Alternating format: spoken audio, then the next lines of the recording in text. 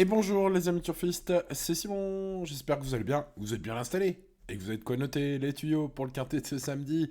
Ce samedi un superbe quintet avec des cracks, 14 partants niveau groupe 2 mais vraiment top top hein, au niveau du plateau proposé chez les 4 ans. Aujourd'hui on retrouve pas mal de protagonistes du critérium de cette année. Bref, voilà, il y en a qui vont être revanchards hein, d'ailleurs dans ce lot. Ça va être assez intéressant et puis bah, c'est européen surtout hein, cette fois. Donc on a évidemment des Italiens, des Scandinaves, bref, il y en a pour tout le monde. Il y a des bons petits chevaux. Alors ce sont les mâles uniquement hein, dans ce prix Octave Donnel. Ça se passe ce samedi en Réunion 1 course 4 à 15h15, c'est le quintet et on étudie tout cela ensemble. Allez, on n'oublie pas le petit pouce et let's go avec le numéro 1, Ferran As.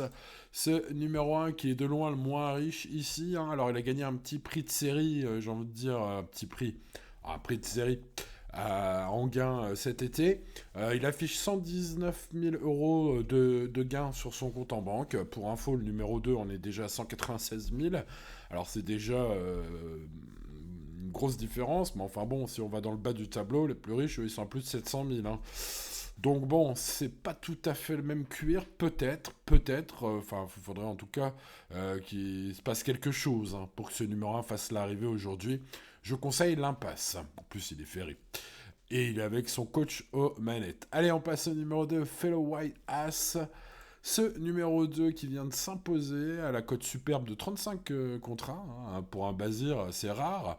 Alors c'était sur les 2100 mètres, c'est un fils de Maharaja, écoutez, qui est en belle forme, donc ça c'est sûr. Alors, il monte très sérieusement de niveau, il revient en plus sur le parcours long, où il avait faibli l'avant-dernière fois pour finir. Est-ce que c'est le vrai cheval pour les 2007? Ben oui, parce que nous sommes sur 2700 mètres aujourd'hui. Bah, je pense pas trop, hein, quand même. Hein. Bon, en tout cas, évidemment, le cheval est en pleine forme. C'est toujours difficile de conseiller l'impasse, mais moi, je l'ai rayé. Allez, on passe au numéro 3, Filek, qui est un cheval italien qui galope souvent. Bon, qui a montré un brin de qualité et de vitesse, surtout lorsqu'il reste dans les bonnes allures. Il a couru 4 fois en France, c'est vraiment pas top. Voilà, bon. Sachez que les bruits d'écurie sont plutôt bons. En tout cas, son entraîneur pense que le cheval arrive en condition optimale pour cette épreuve. Bon, pour ma part, il faudra espérer moult défaillances des favoris si vous glissez ce 3 sur votre ticket. Hein. Allez, on passe au numéro 4, Lord du Gers, qui est gagnant à ce niveau sur le parcours classique du jour, hein, les 2700 mètres du jour. C'était en août dernier. Euh, alors, le fait hein, avec Lord du Gers qu'il faut connaître avant de miser le moindre euro dans ce quintet, j'ai envie de dire, c'est les gros regrets qu'il avait laissés dans le critérium des 4 ans. Hein. Ce jour-là, il était déféré des 4 pour la première fois, et quelle impression visuelle après sa disqualification. Voilà, alors un peu d'eau à couler sous les ponts, peut-être quelques réglages évidemment. On retente pour aujourd'hui le déferrage intégral. Bon, bah écoutez, j'ai envie de dire peut-être que Lord du Gers pourrait remettre les pendules à l'heure hein, cette fois. Hein. Donc bah voilà, c'est loin d'être le plus riche du lot, mais c'est un cheval qui a montré qu'il était de ce bois-là. Hein. Donc on garde ce 4, on verra où exactement un peu plus tard, mais évidemment vous l'aurez compris, j'aime beaucoup cette candidature, en espérant que cette fois il trotte d'F4. Allez, on passe au numéro 5, l'As des Bois, ce numéro 5 qui vient de s'imposer au niveau groupe 3, donc aujourd'hui c'est niveau groupe 2, donc au niveau légèrement inférieur. C'est un fils de Booster Winner qui monte de catégorie, mais bah, évidemment sa forme étincelante, la forme des William Bijon en ce moment, c'est pas mal. Et puis, bah, vu son chrono récent, je pense qu'il peut viser une petite place. Je le vois pas jouer le podium. Si, on va dire, les chevaux de la course font vraiment leur course, je le vois pas lutter avec eux. Mais pour les places, donc on peut le garder en bout de prono, par exemple. Passons au numéro 6, Phantom Express, qui est un cheval suédois inconnu en France. Alors, c'est un peu l'X de la course, un fils de Ridley Express. C'est un test, c'est un entraîneur pas très connu, alors ça peut aussi vouloir dire que s'il vient chez nous, monsieur Elfing, c'est peut-être pas pour rien. Oui, ça se respecte comme avis, hein, peut-être qu'il fait pas le déplacement pour rien. Bon, le cheval est ferré, j'ai quand même pas mal de peine à croire qu'un cheval scandinave ferré dans un tel lot puisse briller chez nous. Voilà, donc je ne l'ai pas gardé, je le conseille pas. Maintenant, Ouais, ça doit être un cheval estimé, hein, parce que pour faire le déplacement là, de cette écurie, appelé Benjamin Rochard, voilà, il doit être estimé, ce numéro 6, mais je ne l'ai pas gardé. Allez, passons au numéro 7, Learn to Fly, quatrième du critérium des 4 ans cette année. Donc c'est un cheval qui a une chance, évidemment. Plus pour les places. Hein.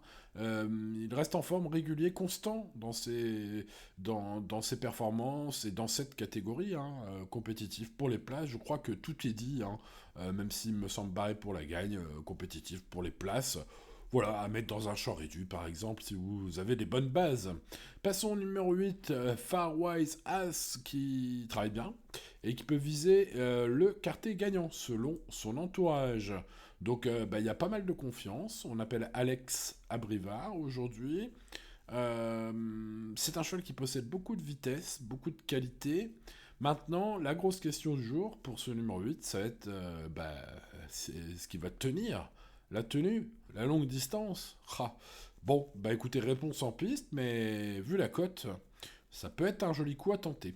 Passons au numéro 9, Loulou Demi, qui vient de courir sagement, ferré. Cette fois déféré des postérieurs, voilà, un cheval qui est souvent cinquième à ce niveau, qui mérite une petite note de méfiance si vous avez encore de la place, hein, si vous avez fait votre sélection, qu'il vous reste encore une place en bout de ticket, ou dans votre champ réduit, pourquoi pas mettre ce 9. Bon, j'en ai préféré d'autres.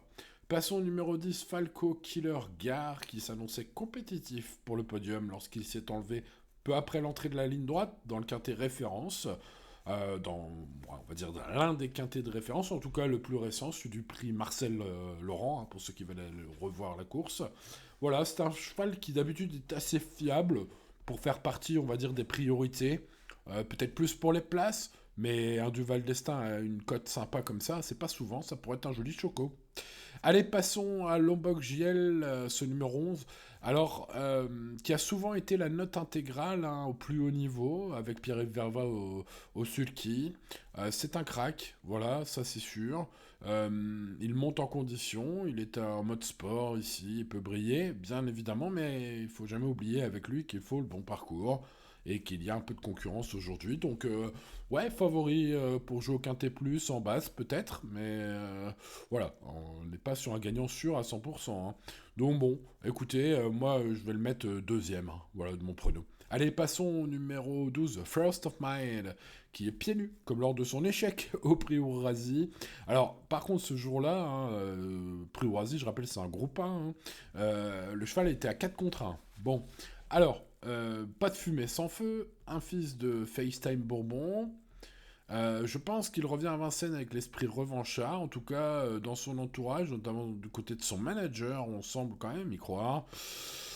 Ouais, pas de fumée sans feu, méfiance peut-être avec ce 12.